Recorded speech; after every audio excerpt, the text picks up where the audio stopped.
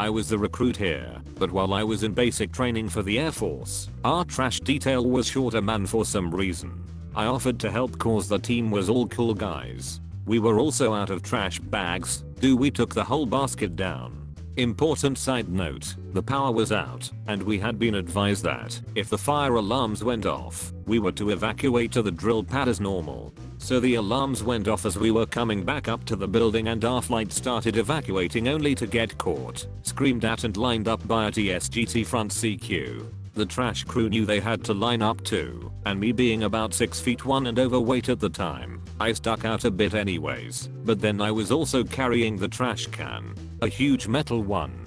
I wasn't sure what to do, so I stood at attention with my arms around it and held it in front of me. The TSGT was baffled and had a good scream at me, asking why I evacuated it and why it was my best friend, so I explained we were out of bags. He cracked a few more lines at me before hurrying off to not lose his bearing. Then two SSGTs came out, if CQ just to see it, and questioned me about my loyalty and how good I was to save my friend. I was trainee trash can for the rest of basic, even to my MTIs. Drill Sergeants of Reddit, Part 3. Obligatory not a drill sergeant stories. As a private, I watched my CO do something I couldn't laugh at. We were doing our long road march at the end of basic training, with our Alice packs weighed down with gear. At the start our CO, pro bodybuilder, I'm talking 4th place light / heavyweight Mr. USA, had a large instead of a medium, the biggest rucksack the US Army issued at the time.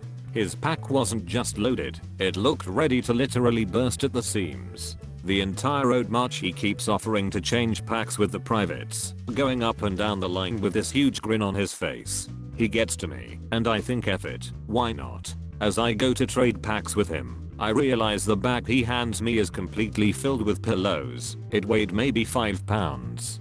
He looks at me and motions for me not to say anything and just walks off. So I did the second half of our road march with pretty much no weight.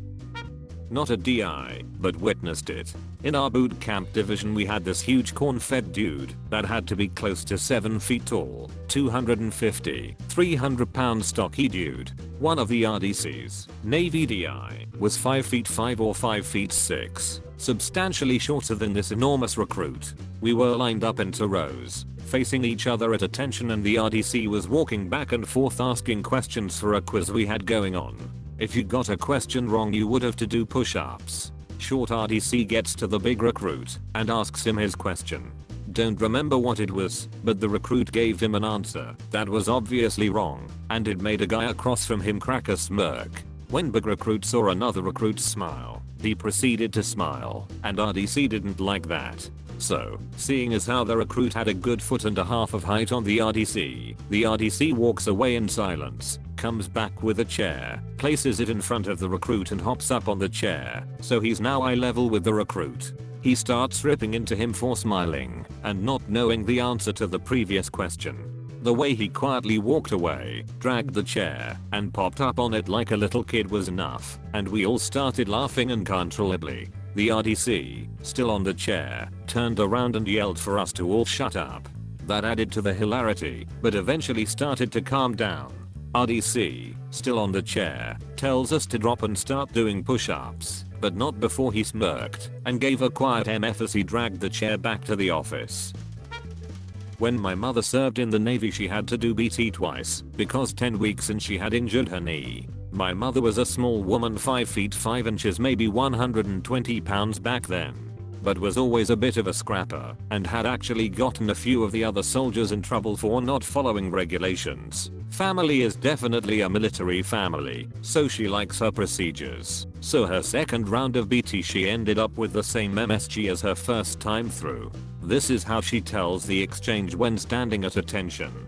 MSG. Private Adornus Mom, why are you standing in my line again? Well, Master Sergeant, I missed basic so much I just had to do it a second time. Are you gonna be causing trouble with the boys this time around as well? Men in line start getting excited. Only if they like laying on their backs, Master Sergeant. MSG. To men in line, I don't think any of you are man enough to mess with her. Some other soldier. Why is that, Master Sergeant? Because last time she went through basic, one of the other privates tried to sneak into the woman's barracks with a very intoxicated female recruit. Private Adornus mom here gave him a warm comfy bed in the infirmary for the night. Isn't that right, Private? Yes, Master Sergeant.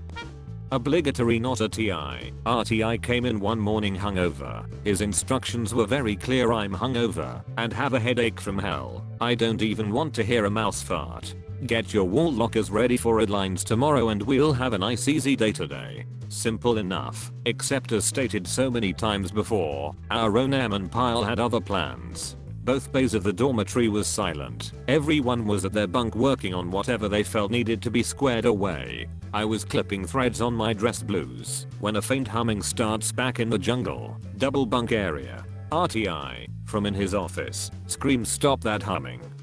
Humming continues unabated. What the F? You better knock that shit off. By now most of us are looking around trying to identify where the humming is coming from, but it was too late. The TI strolls out of his office, blue shirt unbuttoned, no hat, eyes bloodshot and baggy, darting around the bay looking for the offender. He gets to the very back of bay 1 and stops, looks at one of our slower airmen, and begins to light him up. TI, so, you like to sing, huh? Get in your wall locker. A P. I'm sorry, sir. No, I gave you a chance. Hell, I gave you 2. At this point his voice drops, and he steps closer to the airman. Now get in your locker. The airman complies and puts himself in his large section on his wall locker with the door open. Close it. The airman pulls the door shut. People are trying so hard not to laugh at this point, mused included, and the TI pulls a coin from his pocket and proceeds to slide it through the slot at the top of the locker. Okay, jukebox, play me a song. People start dying, red-faced and laughing. RTI turns to the rest of the dorm deadpan, stern-faced. That was pretty funny, huh? At this point the kid is still in his locker not making a sound. The TI kicks the locker and says, "If you don't play me a song I better get my damn money back." At this point the kid starts humming again inside his locker. We all lost it, including the TI. It was hilarious. And now to the incredible adventures of Fubar Good Boy. Okay, not DS, but one of the troops that always had them rolling. I went to basic at Jackson in 2004. This is important, because at that time a lot of the DS were DS, because they had deployed too many times, and weren't really suited for any other assignment. So why not make them in charge of molding new troops, right? Our DS had us sit around him, POW wow style, like you see in kindergarten at story time. He is the only one in a chair.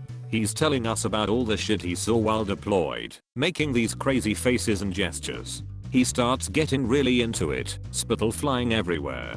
He jumps up from his chair, mid-sentence, and grabs a grenade from his desk, pulls a pin, and says, "F it, F you worthless pieces of stuff, I'm done." Chucks the grenade into the middle of us. Everyone, including me, scrambled to get into wall lockers. Couple tried to fly down the stairs. One stupid fucker tried to get himself into the DS office because it had a door and he thought it would protect him. But one private tried to save us all. He dove on that grenade and curled into a ball to shield everyone with his little tubby self. The grenade, obviously, was a dud and the DS was messing with us. The poor sap that jumped on the grenade, every time any DS called out his name he had to yell, "DS." It jumped up and bit me too. So back then I was a skinny female, 18, with short hair and BCGS, birth control glasses. One DS figured out that I looked almost exactly like Harry Potter. Because of this, I was given extra equipment that I was required to carry on me at all times. A camo stick and an actual stick. Whenever we were out at training, and the DS was bored, he would order me to get ready. So I had to draw a lightning bolt on my forehead using the camo stick, and hold the actual stick at the ready. DS would order everyone to fall in, then order me to sound off. I would have to say Wingardium Leviosa and flick the stick like it was a wand, and I was actually trying to cast a spell. The DS would laugh. Every single time. 3. Our FTX was in February. Our start had been delayed, and we hadn't even set out until late. It was well below freezing, and not even halfway through people were dropping out due to frostbite. We were supposed to get a warming tent, which is a giant tent with one stove in the middle. Between body heat and the stove it was supposed to push you through. But come nightfall, still no heat, just a tent with a dead stove in the middle and a bunch of troops pressed as closely together as possible. DS realize this isn't working, so figure they'd order us to keep moving and just get to the end. I don't know how far along we were, but our DS tell us to take a break, that they had called and got us chicken soup coming. Tell us to take off our boots and gear and hold fast. 5 minutes later 3DS come screaming out of the woods with CS gas in some cans on the end of sticks yelling chicken soup mother duckers. On top of laughing at everyone crying and snot dripping down their faces, they made anyone who had run away from their weapon do push-ups when they were covered in CS gas. 4.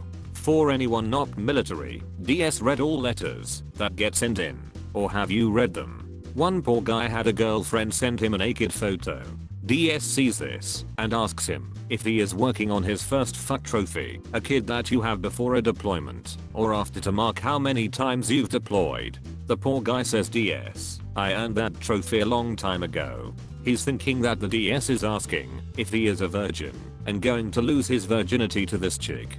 DS responds with something like, if you think real life gives you actual trophies that troop, then I've got one for you. You just won one for the trophy for the ugliest girlfriend I have ever seen. You ever see the movie Bride of Chucky? Because between your looks and hers you all are going to have the ugliest spawn to ever set foot on this earth. Congratulations, Private. The other DS could not contain themselves. If you enjoy this video, consider giving it a like and subscribing.